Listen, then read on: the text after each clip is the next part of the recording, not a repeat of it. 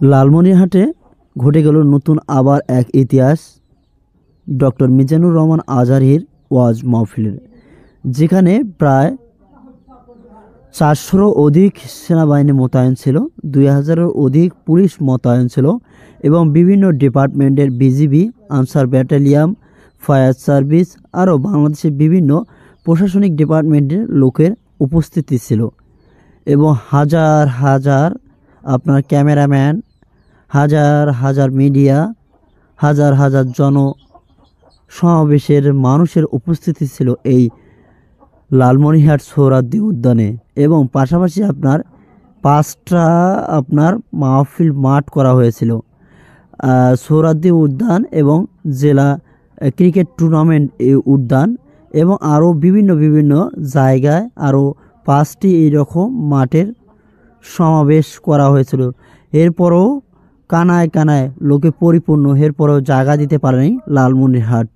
অবশ্যই আপনাদের দেখানোর চেষ্টা করব, আমি আক্তারুল, সঙ্গেই থাকবেন ইনশাআল্লাহ। আপনারা দেখতে পারবেন কতগুলো লোক হয়েছিল এই সোহরাওয়ার্দী উদ্যান মাঠে, যে লালমনিরহাট সরাসরি এখান থেকে আপনারা দেখতে পারবেন ডক্টর মিজানুর রহমান আজহারী হুজুরকে। অবশ্যই আমরা দেখানোর চেষ্টা করব সম্পূর্ণ মাঠটা আর কি। অবশ্যই শুধুমাত্র আপনার মাঠটা, লালমনিরহাট সোহরাওয়ার্দী উদ্যান মাঠটা, যে মাঠ থেকে সরাসরি ডক্টর মিজানুর রহমান হুজুর এখান থেকে করে আপনার মাহফিল করেছে। অবশ্যই তাকে যারা চেনেন অবশ্যই তা তো দেখতে পাচ্ছেন, উনি এখান থেকে বয়ান করতেছে কোরআন ও হাদিস মোতাবেক।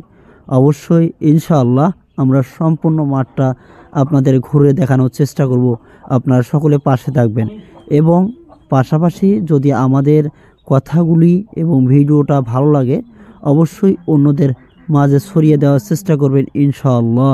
এবং যদি মিজানুর রহমান আজহারী হুজুরকে ভালোবেসে থাকেন অবশ্যই তার ভালোবাসার সাথে এই ভিডিওটা শেয়ার দিয়ে তার ভক্তদের কাছে পৌঁছে দেওয়ার দায়িত্ব আপনাদের। অবশ্যই আমরা সম্পূর্ণ মাঠটা এখন দেখাবো। দেখতে পাচ্ছেন কানায় কানায় পরিপূর্ণ এই সোহরাওয়ার্দী উদ্যান মাঠ, যেখানে আপনার লোকে ভরপুর, কোনো জায়গায় ফাঁক নেই, কিঞ্চিত পরিমাণ ফাঁক নেই। আর যে ফাঁকগুলো দেখতে পাচ্ছেন ওইগুলোতে ওনারা মানুষ প্রবেশ করতে দিচ্ছে না, কারণ কোনো একটা সময় যদি বিশৃঙ্খলা ঘটে যায় সেই কারণে আপনার যে মাহফিল কমিটি পক্ষ আছে তারা এই বিভিন্ন জায়গাগুলোতে মানুষকে ঢুকাতে দিতে বাধ্য করছে। যেমন এই সামনের অংশটা দেখতে পাচ্ছেন খালি, ইঞ্চিত পরিমাণ ফাঁক থাকতো না যদি ঢুকতে দিত।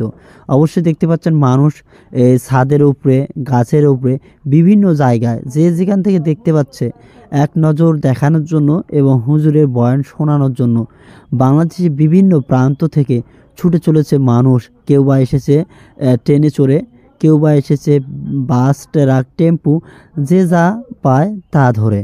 অবশ্যই এই ওয়াজ মাহফিলকে কেন্দ্র করে অলরেডি 2টা মানুষ মারা গেছে অলরেডি। অবশ্যই তারা ট্রেন দুর্ঘটনায় পড়ে মারা গেছে 2টা মানুষ।